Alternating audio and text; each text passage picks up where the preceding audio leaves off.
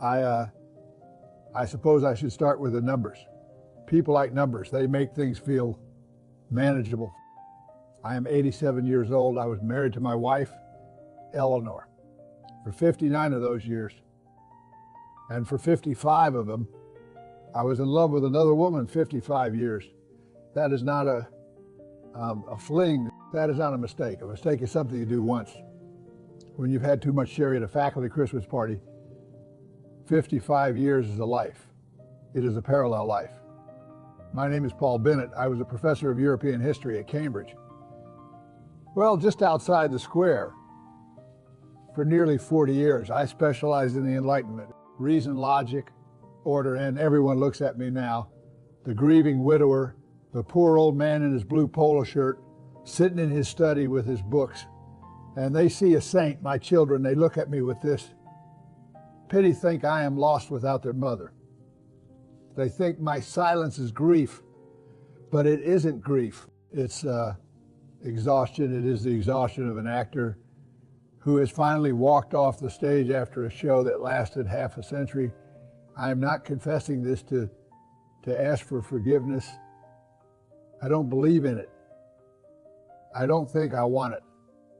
I am saying this because, well, Eleanor is gone, and Camille, she is gone too, in a way. And I am the only one left holding the script. I want to be known just once before the dark comes. I want someone to know who I actually was, not the professor, not the husband, the man. I met Eleanor in 1958. She was perfect. That is the only word for it. She was the kind of woman you marry if you want to be a department head. She was soft. She was pretty in a very unthreatening way. She knew how to host a supper party for 20 people without breaking a sweat. She knew how to fold a napkin so it looked like a swan. She smelled like lavender and starch. Always she was safe. She was a harbor, and I loved her, I did. But I loved her the way you love a warm coat. You need it. You rely on it, but you do not. You do not burn for a coat. I met Camille 4 years later, 1962. It was a rainy Tuesday. I remember the rain. It was hitting the pavement hard, turning the slate sidewalks of Cambridge black. She was a graduate student, not mine. Thank God. That would have been messy. She was in the literature department. She was arguing with a vendor at a newsstand about the price of a pack of cigarettes. She was loud. She was wearing a trench coat that was too big for her, and her hair was a mess. Eleanor's hair was never a mess. Eleanor went to the beauty parlor every Friday at 10 o'clock. But Camille, she looked like a storm. And I have always, even as a boy, I've always been drawn to storms. It wasn't just physical. That's what people assume. They assume it's just lust. And of course there was that. But it was the conversation. I couldn't talk to Eleanor about my work. I mean, I could, but she would just smile and nod and say, "That's nice, dear. Would you like some tea?" She didn't care about the French Revolution. She didn't care about the shifting tides of secularism in the 18th century. But Camille challenged me. She read Sartre. She read de Beauvoir. She smoked in bed and told me I was wrong about Voltaire. She made me feel sharp. She made me feel dangerous. And I told myself right then that I needed both of them. I needed the harbor to survive, but I needed the storm to feel alive. So I created a system, a black budget. You cannot run a second household on love alone. You need cash. And you can't use the joint checking account. Eleanor balanced the checkbook every Sunday night, right after 60 minutes. She was meticulous, so I had to be creative. I started applying for grants I didn't strictly need. Travel stipends, research per diems. I wrote articles for lower tier journals under a pseudonym, Arthur Vance. And I had the check sent to a PO box in Somerville. I took that cash and I hid it. I hid it right here in this room. You see these books behind me? There is a monograph on the shelf. The Agrarian Crisis of 1789. It is dry. It is incredibly boring. I knew Eleanor would never pull that book off the shelf. So that is where I kept the money, hundreds of dollars, eventually thousands, tucked inside the dust jacket of the agrarian crisis. It was thrilling, standing in my own home, my wife in the next room watching television, and I am slipping a $100 bill into a book like a bank robber. It made me feel like a king, a provider. I was supporting two women. I was the sun and they were the planets revolving around me. It was narcissism. I see that now. But at the time it felt like duty. The hardest part was never the sex or the time, it was the holidays. December was a nightmare. The logistics of Christmas require a level of deceit that, well, it takes a toll. I had to shop for both of them, and I had to keep the gifts distinct. Eleanor got the respectable things, a new vacuum cleaner, a pearl necklace, a cashmere cardigan, and a sensible vase. Things that said, I respect you, I value you, you are the mother of my children. But for Camille, I bought silk. I bought first editions of poetry. I bought art supplies, expensive paints from Italy, things that said, I see you. I remember one Christmas Eve, it must have been, 1974. We were hosting the neighborhood party. The house was full of people, eggnog, carols on the wireless, and I was wearing a watch that Camille had given me that afternoon. I had seen her at lunch. We exchanged gifts in her car, parked behind the old gymnasium. She gave me this beautiful vintage watch, and I wore it to my own Christmas party. Eleanor grabbed my wrist at one point to look at the time, to check on the roast. She looked right at the watch. My heart stopped. I thought, this is it. This is the end. And she just said, oh, is that the old one you found in your father's bureau? And I said, yes, yes, it is. And she smiled and went back to the kitchen. And I felt like a spy. I felt like I was operating at a different frequency than everyone else in the room. It was intoxicating. But there were times when the walls got thin, especially with the children. I have 3 children, Mark, David, and Sarah. They are good adults now. But back then they were observant. Children see things. They see things we think we've hidden. There was an incident with Sarah. She was 12. I had been with Camille that afternoon. We had gone for a drive to see the foliage. Camille had left her scarf in my car. It was a distinct scarf, silk, bright red pattern, very loud, very Camille. I didn't notice it was still on the passenger seat. I picked Sarah up from school. She hopped in the front seat, threw her backpack down, and she picked up the scarf.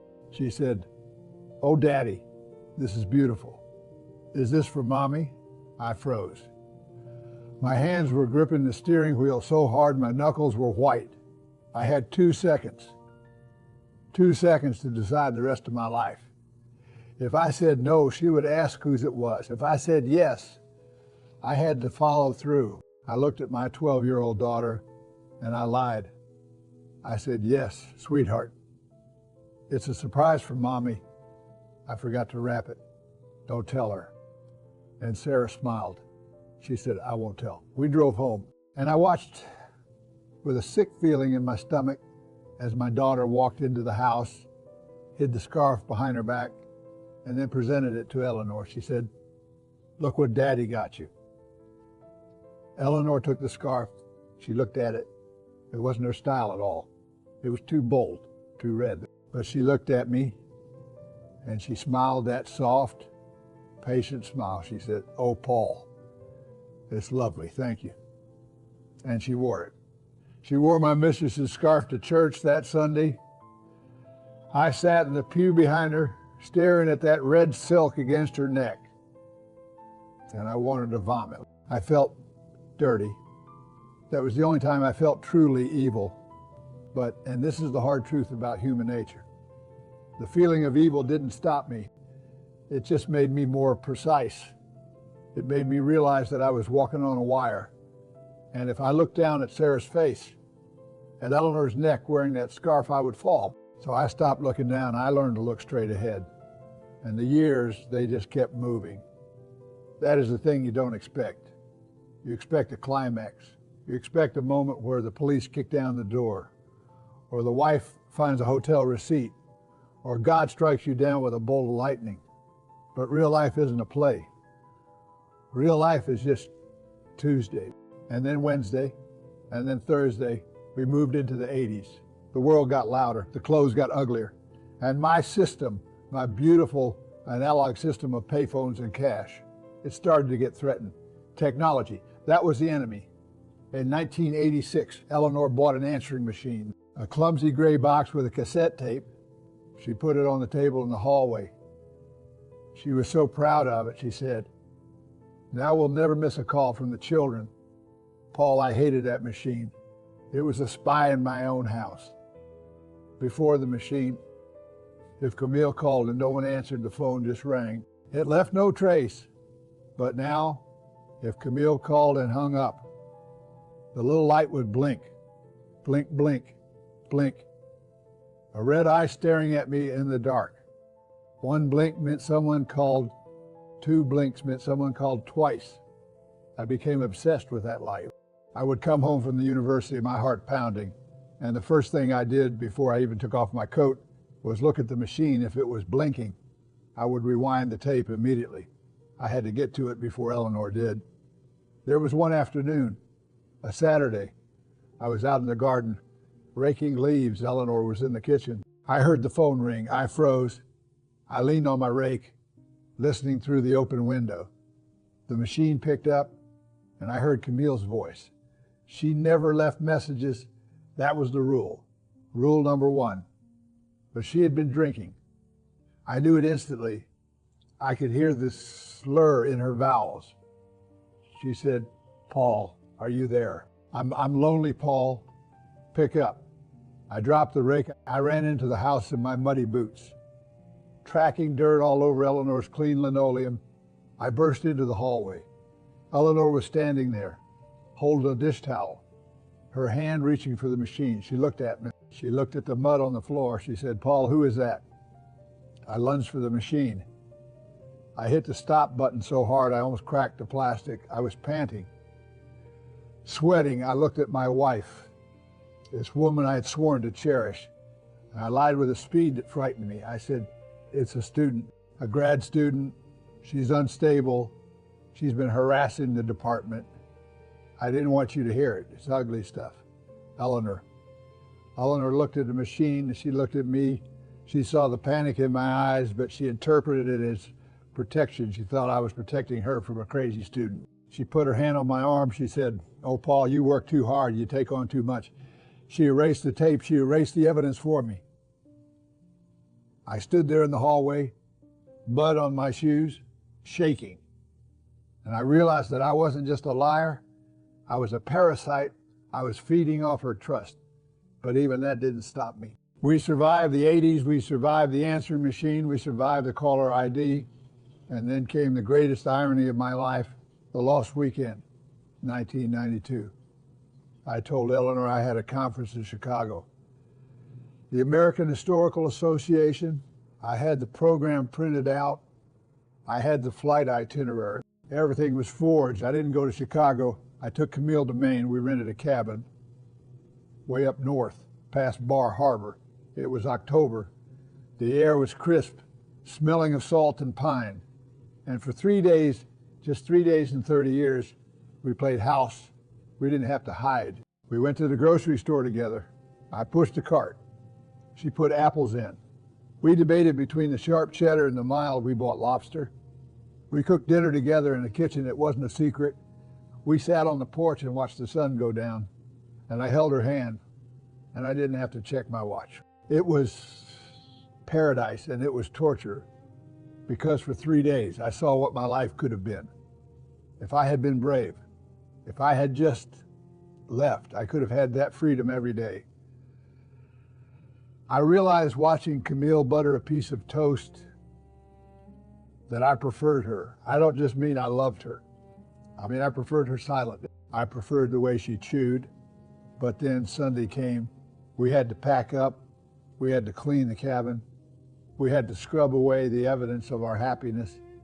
That drive back to Boston was the quietest 3 hours of my life. Neither of us spoke. We both knew what we were returning to. I dropped her off a block away from her apartment because we couldn't risk the neighbors seeing the car with the luggage. She got out. She stood on the corner, her trench coat blowing in the wind, looking small. She didn't look back. And I drove to Brookline. I pulled into my driveway. I saw the light on in the living room. I saw Eleanor's silhouette in the window, and I had to sit in the car for 10 minutes, just breathing, trying to slow my heart down. I had to put the costume back on. I had to put on the mask of the professor, the husband, the father. I walked inside and I said, "Hello, darling." Chicago was exhausting. And she kissed me. She smelled like lavender. And she asked if I wanted supper. And I said yes, and I ate her pot roast. And I missed Camille so much, I thought my chest would crack open, but I stayed. I always stayed, because I am a coward, or maybe I'm just greedy. I wanted it all. I wanted the harbor and I wanted the storm. Years went by, decades. The 90s came and went. We got old. That's the thing people don't think about with affairs. They think it's all passion and hotel rooms and stolen glances, but eventually you get arthritis, eventually you get tired. Sex slowed down. It became more about companionship. We were two old people sitting in a dusty apartment, drinking tea and complaining about the modern world. And then the sickness came, not Eleanor, Camille. In 1999, breast cancer, she found a lump. She called me at the university. Her voice was small. She said, "It's bad, Paul." And this is the part that keeps me awake at night. I couldn't be there. I was her partner of 37 years. But on paper, I was nothing. I couldn't take her to chemotherapy. I couldn't hold her hand while the poison went into her veins. I couldn't sit in a waiting room. Because what if someone saw me? What if a colleague walked by so she went alone? Think about that. The woman I claimed to love more than life itself drove herself to the hospital, sat in a chair for 4 hours, threw up in a plastic bucket, and drove herself home. And I was at a faculty tea, eating cucumber sandwiches, discussing the curriculum. I would visit her afterwards. I would sneak into her apartment. She would be lying on the sofa, bald, pale, too weak to lift her head. And I would sit on the floor and hold her hand and cry. I cried because I was sorry. I cried because I was useless. She survived. She was tough. My God, she was tough. But something broke in us during that time. She looked at me differently. She realized, I think, that I would never really be there when it mattered. She realized that I was a fair weather lover. She never said it, but I saw it in her eyes, a kind of disappointment. But we kept going because habit is stronger than love. Habit is the strongest force in the universe. We drifted into the 2000s. I retired. There was a party, speeches. Eleanor was there wearing a blue dress, smiling, accepting the flowers. Camille was there too. She sat in the back row. She wore a gray suit. She clapped when I finished my speech. I looked out at the audience and I saw my wife in the front row and my mistress in the back row. My whole life in one room, and neither of them knew the other was there. Well, Camille knew, but Eleanor, she just saw a crowd. And then it was Eleanor's turn 4 years ago. The decline, it wasn't cancer, it was drifting away. Dementia is a cruel, slow erasure. It started small. She forgot where she put the keys. She forgot the word for toaster. She forgot to turn off the stove. Then she forgot who I was. Well, not entirely. She knew I was him, the man who lived there, the man who brought the tea. But she lost the history. She lost the 59 years. I became her nurse. I spent every day with her, and people told me I was a saint. Oh, look at Paul, so devoted. Look how he feeds her. Look how he brushes her hair. But I wasn't a saint even then while she was sleeping in her chair, mouth open, taking those rattled breaths. I would go down to the cellar, to the laundry room, and I would call Camille. I would whisper into the phone. I would complain. I would say, "It's so hard, Camille. I'm so tired." She's like a child. I was complaining to my mistress about the burden of caring for my dying wife. It is repulsive. I know that. But Camille listened. She always listened. There was one moment near the end, a week before Eleanor died. She was sitting in her chair by the window. She was having a lucid day. Those were rare. Usually she was in the fog. But that day the sun was hitting her face. And she looked at me, and her eyes were clear, blue, sharp. She looked at me, really looked at me for the first time in months, and she said, "Paul." I said, "Yes, Ellie." She said, "Who is Camille?" My blood turned to ice. I stood there holding a cup of tea, and my hand started to shake so badly the cup rattled against the saucer. Clink, clink, clink. I couldn't breathe. Had she known? Had she known for 50 years? Had she found a letter in 1970? Had she heard a whisper on the phone in 1986? Had she smelled the Shalimar on my collar in 1995? I looked at her. I tried to find a lie. I tried to summon the professor, but I couldn't. I was naked, but before I could speak, before I could confess, her eyes drifted. The light went out. The fog came back. She looked out the window and said, "What the birds, Paul? Aren't they hungry?" She forgot the question, but I never did. That question haunts me. Who is Camille? Did she let me get away with it? Was she playing a game too? Or was it just a random firing of a dying synapse? A name she heard me whisper in my sleep, I will never know. She took that secret to the grave when she died. The house was so quiet. I stood by her bed. I held her hand until it turned cold. My children were crying. They were holding each other, and I stood there looking at her face. This woman I had shared a bed with for 59 years, and I didn't cry. I felt relief. I felt the weight of the lie lift off my shoulders. I thought, finally, the game is over. I didn't have to lie about Tuesday anymore. I didn't have to lie about Thursday. I was free. And that is where the final joke comes in, the cosmic joke. I thought, now, finally, I can be with Camille. We are old, yes, but we are alive. We can travel. We can go to Paris. We can sit in the park and hold hands and not care who sees us. 6 months after Eleanor died, I went to see Camille. I brought a bottle of champagne, Dom Perignon, expensive. I walked into her apartment. It smelled the same. Boiled cabbage and old books. She was sitting in her armchair. She looked old. So old I poured the champagne. We clinked glasses. And nothing, I felt nothing. The champagne was flat. The conversation was forced. I looked at her, and I realized that I didn't know how to be with her in the light. I only knew how to love her in the dark. I only knew how to love her as a secret. Without the risk, without the guilt, without the wife waiting at home, the passion was gone. It was just two old people in a room trying to remember why they destroyed their lives for this. I realized that I didn't love Camille. I loved the lie. I loved the version of myself that I was when I was with her. I loved the duality. I ended it 55 years, and I ended it that afternoon over a lukewarm glass of champagne. I told her, I can't do this. She didn't cry. She just nodded. She took a sip. And she looked at me with those sharp eyes, and she said, I know she knew.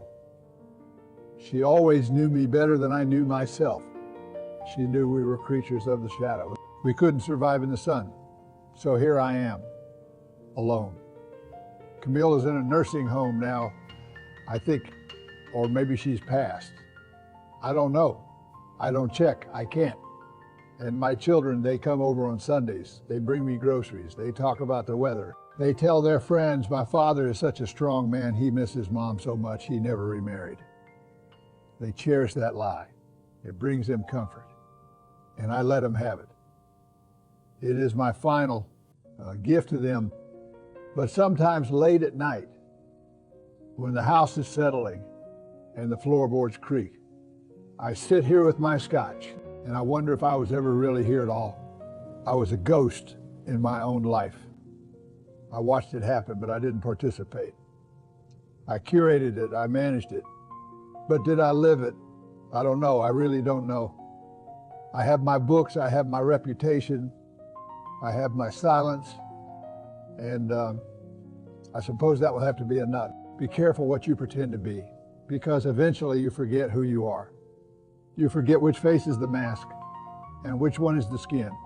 My name is Paul Bennett. I was a terrible husband, but I had a wonderful life. I suppose that's all there is to say. Can I turn this off now?